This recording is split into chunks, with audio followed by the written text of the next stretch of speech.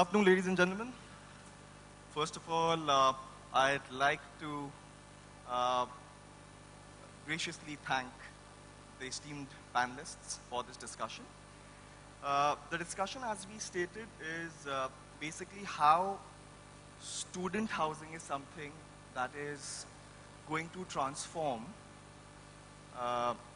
the way in which we look at student experience or campus experience in the coming future.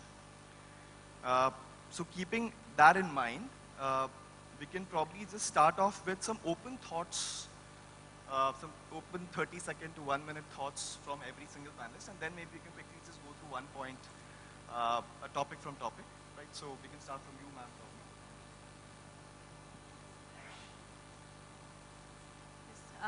Good afternoon, everyone.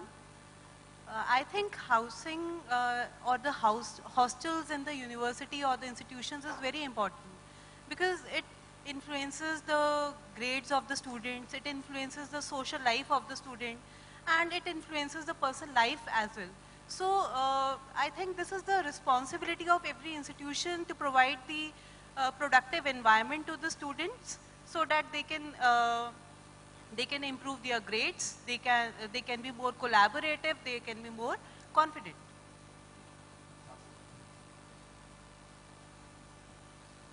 Good afternoon, everyone. So, being a first skill university of Punjab, I would say that our perspective is, of course, aligned with others. That is, residential facilities are very important and integral part of organization, any organization. And secondly, if we talk about labs, curriculum, content, faculty, that way residential facility is part of whole ecosystem. And if we talk about international standards, what make an institution, that is quality admissions. Along with quality admissions, if we elaborate quality admissions, that is meritorious students, then geographic spread, as well as gender diversity. So if all these things, three things have to be captured, of course we need residential facilities. So that one answer is there. Yes, we need residential facilities, good residential facilities in every campus, so as to ensure quality education. Thank you. So good afternoon, everyone. Let's think it from students' point of view. Like 7 hours I stay in college, university, and rest of the hours is in either in my home or in hostel, or I would say residential accommodation. Now I think I've already pointed out up towards the importance of the thing we are talking about. It is second home. I stayed in hostel after my 8th standard, so nobody can better tell you about how important it is. Yes, technology is important, physical infrastructure is important, but even emotionally it is very important concept of students' life. And I think it is very much relevant to talk on this particular topic. And I believe as Vice Chancellor of City University that it is one of the most important aspects of my university to care for students, to make sure that they have happy and safe residence inside the campus. Thank you, please. Yeah, I think I totally agree with the co-panelists. I'm just wondering why I didn't get this type of, when I was walking through the Zolo's space, all the activities. So from a holistic learning perspective, when we are trying to bring a student up for the corporate world, I think a lot of personality development happens if we are trying to imbue in that student an approach of, playing sports, playing games, participating in functions culturally, aesthetically, and responsible citizen. I think we are building what's called as a corporate citizen. I think building a corporate citizen in the campus happens with a very great hostel experience, agencies who can help, like what Zolos and others are doing. So I think this is a very great initiative because most of the students want to see a home away from their home, and they don't want to miss anything and it will in fact tell more day scholars to come to hostels. Okay, so that's the reverse process we want to build. So this is a very important aspect of doing a decision making for the parents when they come for admissions. They don't even go to the classroom. They come to me and say, "Aapke hostel jaake dekh sakte hain." And after the hostel, they take a decision to join. And if the hostel is bad, they withdraw and drop out, and my retention rates go low. So I think selecting a good hostel, having a good hostel space, extracurricular activities, everything is part of the decision-making process of a parent, and we must take cognizance of that. So these are my few cents at the opening. Good afternoon, everyone. I remember the days when I took admission in Thapar University in 1980, and I was staying in the hostel, and we were sharing a room, 3 persons were sharing the one room, and I saw when there was no power, and hours to hours we have to use the hand fans, and now when I visited the Thapar institutions, our hostels are just like a 5-star accommodations. So what I assume, I am in the administration for the last 18-20 years. I personally feel the parents, when they come for the admission, first they see the hostel. They visit the hostel. If they find the appropriate facility over there, they find it's a hygienic conditions, good dining, and where there you see students can be groomed up with respect to time, and it will further enhance the academics if they stay in the hostel comfortably. So by looking all these aspects, if they doesn't find it a good hostel, then even though your institution is first rank, NRF ranking is good, even though they will deny the admission over there. So housing is very, very important. Sometimes it's better over the academics also. Great, great. I think we've started off on a very interesting note, and thank you so much for sharing very honest perspectives. Now, trying to zoom in on a subtopic, I think we sort of touched this subtopic as well. So if we had to share insights or probably interesting narratives around how the hostel infrastructure is important towards shaping the brand identity of the university or the campus, how the quality of the hostel infrastructure is something that you believe is going to shape the students' overall impression of the institution, and how campuses with upgraded hostel ecosystems you feel can attract more outstation or international students. So I think anyone, I think sir, you can probably go in first. Sorry, if you can just repeat the questions. I'm very bad at remembering the questions. So how do you feel the role of hostel infrastructure is important? Very, very important it is. Identity? Yeah. And how do you feel campuses with upgraded hostel ecosystems can attract more outstation or international students? Right. So I might sound a bit a traditional professor, but I don't believe in attracting anyone. I believe like, okay, we have to do a great job. We have to be a professor. We have to think about students, and ultimately it will come back. So answering first question, infrastructure is very important, and there's no harm in having 5-star like facilities in our hostel. We should not think like, okay, when I was in hostel and this happened, and the same way it should happen with the present students. No, there were less facilities at that point of time. Today we have got good facilities. Second very important part of hostel is hostel infrastructure is IT, technology. I'm not just talking about the Wi-Fi infrastructure, but I'm talking about everything. We can keep track of students. We are at City University doing that. We can track of when they are entering the hostel, when they are exiting from the hostel, and a lot of things are there. You already know about that, those things happening. And I think it is good, and it is going to facilitate the administration. So I'm very much open-minded when it comes to including in something in infrastructure and building infrastructure for the students. First thing. Second thing, as I told you, I don't believe in attracting students, but I believe that you can look at the stats of City University for last 2 years and you can find out how we have grown and how we have proved ourselves, and that has been only possible because we have got excellent response from international students. And international students, they are very particular. Everyone will agree in the panel. They are very particular about your fooding, your hostel, the safety at hostel, the technology at hostel.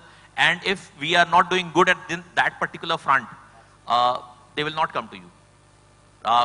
We might be having very good studies, very good things, good professors, but they are looking at, because they are going to stay over here. And anyways, when they are coming to another country, just think about going to another country, you'll always look for a safe haven where you can actually think about yourself, develop yourself as a good student, as a good citizen. So I think that definitely adds to a lot of students coming into the university. So it is inevitable today. That's amazing, sir. Very, very honest. Amazing, sir. Sir, you would like to add something? Yeah, I think Dr. Abhishek is right. Yeah, I think that's almost a done deal, because when international students come, their expectation and standards, they have been accustomed to certain type of culture, certain type of living conditions, especially the West, or any student for that matter. But the most important thing is when you want to study, I think there are a lot of enablers which are very important to make you read well. So it's like a feel-good factor. Like, they should spend more time in the hostel because the hostel's infrastructure is good. They want to spend more time in the canteen because the food is good. They want to spend more time in the sports area. So the only problem is if you are not able to give those type of basic hygiene, basic living conditions, Wi-Fi enabled campus or IT enabled campus, even the examples which we saw, the parcels are getting lost, their rooms are not getting clean, and then there is a SMS coming that the room is getting clean. We saw that video of Zolo. I think these are some of the things which will, make them more, sticky to that for 3 or 4 years of their study. And I think that is exactly where we all have to work with agencies for student housing. I'm almost for that at every length.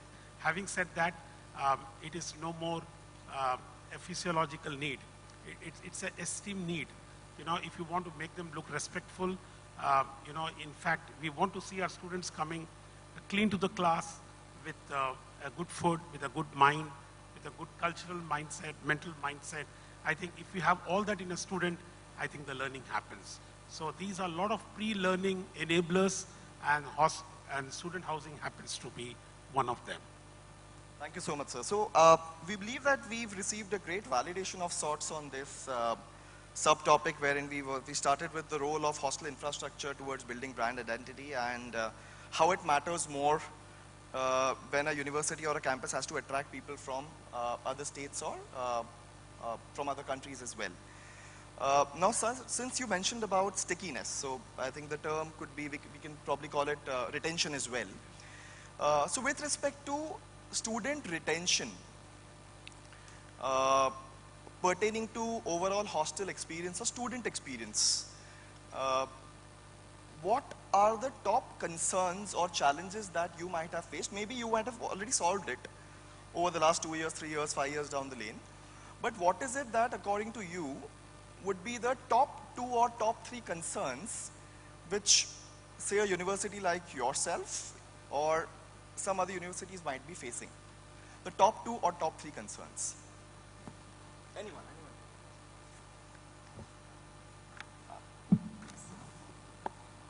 Please, please.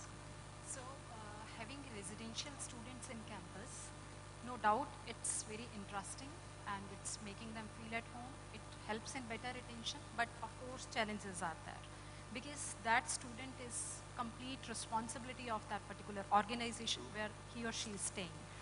Parents feel that we have handed our parcel to you for this much duration, it's your responsibility, of course. And nowadays, having drugs and other things in Punjab, it's parents' major concern, especially from South India. They always call. There was war-like situation a few days back. they were so worried as if Punjab is a border state and something will happen to their kids. So those kind of concerns, parental concerns, taking them into consideration, making a safe campus for students wherein they can study, they can do their overall development, they can participate in co-curricular activities. It is, of course, a major responsibility. Challenges go by, but again, organizations find a solution also.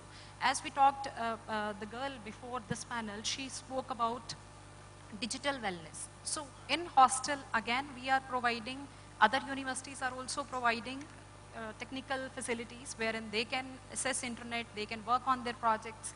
But again, is that being utilized wisely, properly? At times, it's a major concern. There are many checks and balances which need to be intervened so that students use that as slaves, not as masters.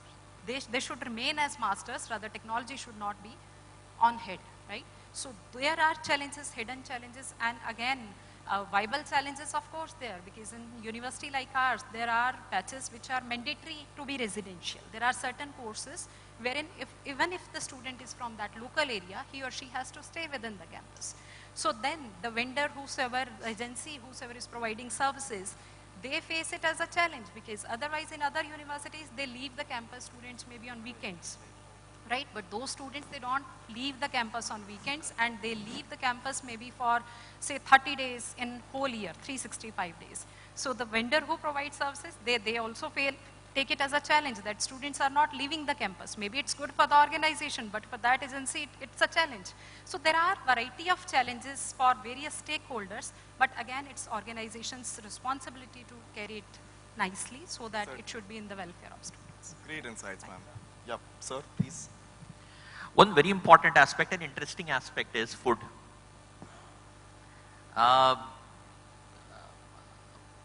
First thing is, we cannot satisfy anybody in food. So normally what happens is when we market things, I'm not talking about just City University, I'm talking about all the academic institutions. When we are marketing things, we say it's tasty, good food. Let us not promise tasty food. Let us promise safe, hygienic food. I'll tell you why I'm saying this, because all our stalwarts, they are already at the top level. People standing, sitting in front of me, they are already facing these issues. I'll give you an example. There was one of the students who came to me and said, "Sir, ghar jaisa khana nahi milta." There were 3 students together. They came to me and they said, "Sir, ghar jaisa khana nahi milta." मैंने बोला, किसके घर जैसा? इसके घर जैसा, तेरे घर जैसा, या उसके घर जैसा, या मेरे घर जैसा? It is not possible. It is not easy to satisfy students when it comes to taste of food. Yes, hygienic food, safe food. I would say, why I say safe, because also it is very important to take care of their health. There are some vegetables, some things which are not good to eat in particular season or particular that thing. So we need to take care of that as well. So food is one. Also, it is very important that we understand that student is going to stay, most of the time he is going to spend in hostel. So it should be very comfortable for him to stay there. And my experience has been, if we democratize the administration, when I talk about democratization of administration, I'm talking about involvement of students into administration of hostels. It really works wonders. It really does good. So that is something to add from my side. Great insight. It's nice to hear from the panelists. To me, the most important thing is safety and security of the students. This is must. Every parents, when they come into the hostel or the housing, they see it कि यहाँ पे discipline और security वगैरह सब ठीक है. If they find it in order, then even though they have to compromise on the infrastructure part, they may compromise, but they will never compromise on the part of security and safety of the student. And second important thing is that whosoever come into the hostel, I personally feel they are some way emotional tapping is there. And if we have some kind of emotional attachment with the students regularly, specifically when they just entered in the hostel, they just coming from their home. So that very time, that 6 months is very important. You see, warden, chief warden, and they must be very close to the hostel boys and girls. So if they have been consistently in touch with them, then surely they will settle down with respect to time and they will find home in the hostel. Thank you, sir. Yeah, ma'am, please. During admission counseling, when parents and students approach us, the first and foremost question the parents ask us that whether the student would be getting the nutritious food, and the very important part is that they ask about the roommate policy, because peer interaction is very important. Because it affects the emotional stability of the student. If the roommate is not good, if the roommate is not collaborative, it would impact the emotional well-being of the student. So I think this is one of the important consideration for every university. The warden should be trained well in mentoring, counseling, and monitoring the activities of the student. That what the student is doing when he is going out, when he is coming in, right? So these are the major challenges, I think. So some very great insights coming out of it. I think we spoke about food. Food is something which is a very common concern across the panel. We spoke about safety and security. Sir had a very good insight on involving students as far as administration or managing hostels is concerned. That's a very fresh thought. Ma'am spoke about training wardens about the room allocation policy. And agreed, these are pretty similar. So even if we consider our experience as well, working with 20 plus universities across the country and managing 45,000 plus students as of now, we can somehow relate to it. If we could just pull out our data points as well, it's extremely similar. So continuing from this, the next two follow-up questions for our panel would be that what are the kind of reports or data points or dashboards, etc., that you would like to see, or probably you are still seeing on a periodic basis. Periodicity can be daily or weekly or monthly. For you to have a decent amount of control on the top concerns. Like as sir mentioned, it is food, since food is one of the top concerns. Sir spoke about safety, security. Ma'am spoke about roommate policy, right? So what sort of things do we usually keep a tab on? And we are very keen to know about this because you all are very senior stakeholders. So very keen to know about that, as to what are the things that you really keep a tight check on. Few point here. Sure, sir, sure, please. So I have been using some tools, but I have been doing it in a very personal way. So I do my night patrols. I stay in the university campus. So I actually go to the boys' hostel, girls' hostel every day. So when I'm doing my rounds.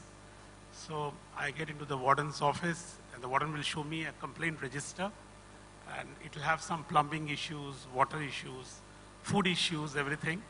I'll ask whether it's been solved. So everyone has rated 5 out of 5 on food. I got doubtful. ये कैसा हो सकता है? Because I know the canteen person. He's not doing a good job, I know. And even I take his food. It cannot be 5 out of 5. So I went to the student and asked, ऐसा क्या हो रहा है? बहुत अच्छा खाना लग रहा है क्या? उसने बोला सर यहाँ पे कुछ नहीं होता है, इसलिए हमने फॉर्म भरना बंद कर दिया, या किसी को भेज देते हैं, कुछ डाल दो वहाँ पे. So the form was wrongly filled because they lost hope in the type of food we give. Then again, I went to the estate manager and asked why are not fixing the problems. They say that it happens every day, and then they just have to complain and all. So I now understood that they should have a good app on the mobile, which they can push, like you have your main gate apps in residences. You have a lot of gateway management systems at all the apartments. I have started talking to vendors who will come, give me an app for my students, and they can push the ticket. I get a copy of it from my IT head, and I can see the ticket has been pushed for civil, plumbing, food, complaints, anything, round the clock, and I can evaluate it. So I'm talking to few vendors on this. So in this, what happens is they know that they are raising a ticket and it's not through a person, because the warden may do a good job, may not do a good job. So again, we have to train the warden. So if you IT enable their complaint or grievance handling system, like you do within the university, I think the job will be easily done. So IT enabled hostels means the app which we use for our HR tickets or IT ticket should go to the students in the hostel. So there has to be a hostel management system. So excessive use of IT could really give them a great experience with a perfect ETA, like, you know, like a delivery boy gives the food with a ETA. So they should also have a ETA for the service and SLA. So I'm working on those lines. Thank you so much, sir. Sir, you've probably covered the next question as well. Thank you so much for that. We'll try and spend some more time on that. Ma'am, yes, you wanted to share something? I also wanted to say about the technology part only, that we need to remove that manual registers from hostel, which used to be earlier many years back. So now apps are required wherein student can give genuine information whether food is good or some other issues are there. This is one. Another major concern about residential students is their engagement after the classes, because every university leaves students mostly after 4 or 5 p.m., right? Classes are up to them. So again, we need interventions so that those students who are staying within the campus, they should be engaged somehow in various activities through labs, through projects, whatever way university wants, but they should be engaged so that they should not, the students should not have time to go into negative things, right? So this is, student engagement is very much required. That is another concern which I wanted to. Wonderful. We'll probably take one more. I believe in extensively using technology for this. First thing is extensive use of technology. Democratize everything, whatever feedback you have. Let us start taking anonymous feedbacks. There's no problem in talking about something. I know there are, like if they give 10 feedbacks, 8 are something which is like, okay, you can ignore. But yes, even at the same time, at least we should take the feedback. That is very important. And third, very important part is execution. Like for example, as sir said, if we don't take action at the first instance or first complaint of the student, believe me, they are not going to come back to you. Right? So it is very important to be very proactive as an administrator. Even a small thing, I'll tell you, sometimes students just feel like I'm suffering from fever and I'm not getting water. This can be such a huge problem in the future if we don't concentrate on just solving this particular problem. So whatever is coming from students, I know it sometimes it can be dumb, it cannot be, sometimes it is not workable also. But at the same time, it is very important to keep our ears open for each and everything, whatever we are getting, even from hostel, from playgrounds, from classrooms, from informal sources, from wherever we are getting. But at least we should know about things. That is very important. And technology is a very good enabler. Believe me, we have included that in City University and we are blessed now. We don't need to, previously it was so much problem. Now we've got really solved everything using technology. So technology is a great enabler. Great, sir.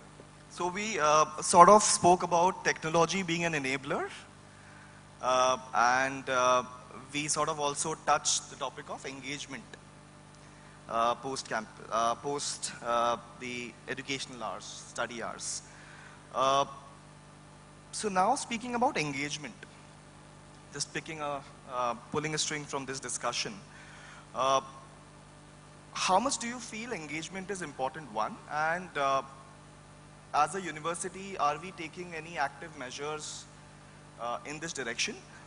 And a follow-up on this or in continuation, how much has this sort of changed? Is it something that we are seeing since ma'am spoke about, I think there was talking about the previous presentation as well, I think it was a very interesting insight and great data trends that we were able to sort of get our eyes on.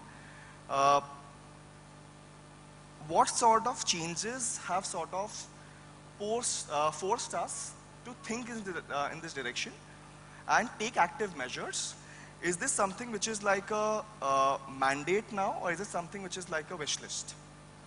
Yeah, please. Please, please. Why I wanted to speak first in this topic, because I'm an ardent believer of engaging with the student. I don't believe that administrators, because I am now Vice Chancellor, so-called Vice Chancellors and Registrars, they should come out of their glassy cabins. It's very important to engage with the student. When we say mentoring, everywhere, in each and every accreditation, everywhere, wherever we go, we talk about mentoring. What is mentoring? How is it different from becoming a faculty member? How mentoring is different? Mentoring is informal. Mentoring is not formal. It is like a student should be so comfortable that he can talk about everything he is feeling to you. First of all, it is very important to know what he is feeling. Because what happens is, see, there is anyways a natural barrier between me and him. One is age. Second is generation. Third is my designation. Unless and until I shed all these three things which I am carrying, I don't think students are going to come to me and they are going to talk to me. And it is my responsibility as administrator, as their guardian, as mentor, to go to them and talk to them. It is not their responsibility to come to me and talk about it. See, I'll tell you what, we forget one very important aspect when we become, when we are into this side of the table. I have my son. He's staying in hostel. It is very important to understand about students as your own people. It is not like एक आया है और वो एक admission है, वो मेरे को पैसे देगा और उसके बाद वो मैं उसको 4 साल सर्व करूंगा और चला जाएगा, ऐसा नहीं होता. वो 4 साल जो होते हैं उसके पास, उसमें बहुत सारे उसको प्रॉब्लम्स आ सकते हैं. और एक चीज और बताता हूँ, एक बड़ी इंपॉर्टेंट बात है, I always say this everywhere, don't look at their problems with your age in your eyes. बहुत सारी चीजें मेरे लिए आज वो इंपॉर्टेंट नहीं है जो शायद 20 साल पहले थी. आप समझना, बहुत सारे एस्पेक्ट्स ऐसे हैं जो उसको स्ट्रेस में डाल सकते हैं पढ़ाई के अलावा, जो आज मुझे स्ट्रेस नहीं देते. तो मैं उनको ये बोलूं कि कोई बच्चा अगर वो रिलेशनशिप इश्यूज के साथ आ रहा है और मैं उसको बोलूं यार ये सब बेकार की बातें हैं, मैंने बहुत कर लिया और कुछ, वो तुरंत उसको ना डाइजेस्ट ही नहीं कर पाएगा, and he will stop coming to you. So it is very important to be receptive. It is very important to be a child in front of student. That is it. Thank you. Such a great point. Yes, sir, please. I feel personal contact with the student is very important as an administrator. I found certain administrator who was very close to students, and they were running a very good show as an administration. And there are certain administrators, they feel that ki student is the, when they approach to them in their offices, they said ki nahi 1 घंटे बाद आना, 2 घंटे बाद आना. But we have presumed for the last couple of years that student must be our first priority. Whenever they approach you, definitely you have to see them, you have to listen them very carefully. As I said, sometimes we have to, you see, tell the name of the students. If you remember the name of the students, very good. And when they come to you, they will personally contact with you. They will tell certain personal problems with you. And we now reading in the newspaper, even IITs, students making the suicide, this and that. So if we have the personal contacts with the students, I am sure that your 90% problem automatically gets solved. You will not find any kind of problem. Sometimes our administrator in the hostels, they will not let you know the actual problems which are actually be students be facing. So in this context, personal contact is very, very important as an administrator. I think I totally agree with Dr. Abhishek and Dr. Piush. I think we need to empathize. We have to put ourselves in their shoes. And for a minute, we should be a parent to them, and they are the child. So there are a parent, adult, child. So they are all adults, so we should talk to them like adults. We should have an adult conversation. They are all, like he said, his son is also studying somewhere. So he must also be having problems. So when you are facing from City University, you should think that your son has come. Your son has come, and then you have to give them the right verdict. And I also see a lot of people waiting outside my office. There could be a lot of meetings I'll be doing but I will just tell my PA and the VC office folks, first give them a time, don't delay it. Because it's like a spark. You neglect them, they will burn it. It takes 2 minutes for them to go on the social media. It takes 3 minutes for them to make a YouTube of it. And it takes 5 minutes for them to destroy the brand which you are making inside. So don't fear that, but that's the power of, as like a common man, it's the power of a student. I think we have to really place them at the pedestal that we all as leaders should be a servant leader. I call it a servant leadership. We are leaders, but we should think that we are servant to them. If we are able to do that role well, I think the job is done. Such a great thought.